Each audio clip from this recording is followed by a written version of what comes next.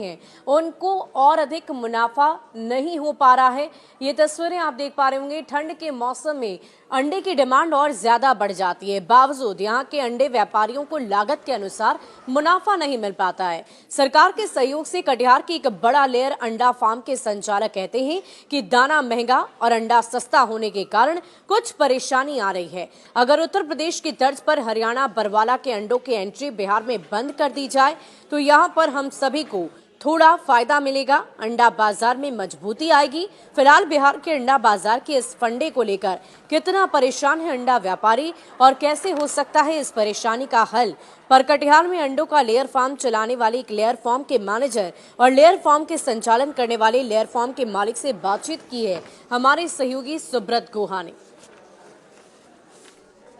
अंडा उत्पादन के मामले में अब बिहार आत्मनिर्भर बन रहा है, लेकिन इस अंडे बाजार का एक गजब का फंडा है। देखिए इस तरह से यहाँ लगातार जो बिहार का यह सीमांचल इलाका है और बड़े पैमाने पर कई फार्मों में इस तरह का अंडे का उत्पादन हो रहा है, लेकिन इस अंडे बाजार का बड़ा गजब का फंडा है। यहाँ का जो रेट तय होता है ये हरियाणा बरवाला से होता है, जिस कारण व्यापारी लोग को कई परेशानियों का सामना करना पड़ा है। जरा बात उन परेशानियों पर कर लेंगे, लेकिन सबसे पहले कटिहार के इस लेयर फार्म की बात करते हैं, जहां बड़े पैमाने पर अंडे का उत्पादन हो रहा है और पूरे जिले में लगभग यहीं से अंडे का सप्लाई होता है। जरा बात कर लेते हैं कितना अंडे का उत्पादन हो जाता है। इस समय अभी 13,000 समथिंग उत्पादन कर रहे हैं हम लोग अंडा। ठंड के समय तो बाजार बढ़ता है।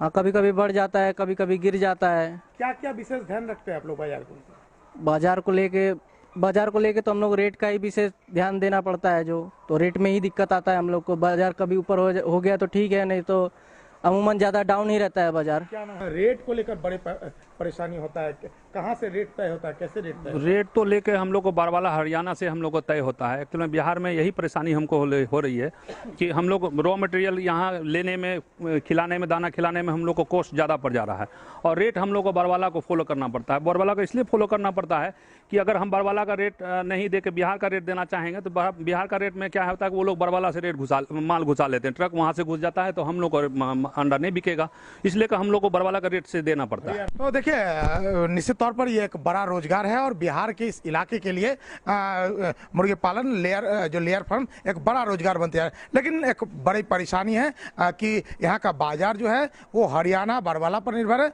और वहीं से रेट तय होता है। अगर इस पर सही से विचार हो तो ये कारोबार और बेहतर रूप से सामने आ सकता है। सुब्रत, न्यूज़ 18 कटिहार।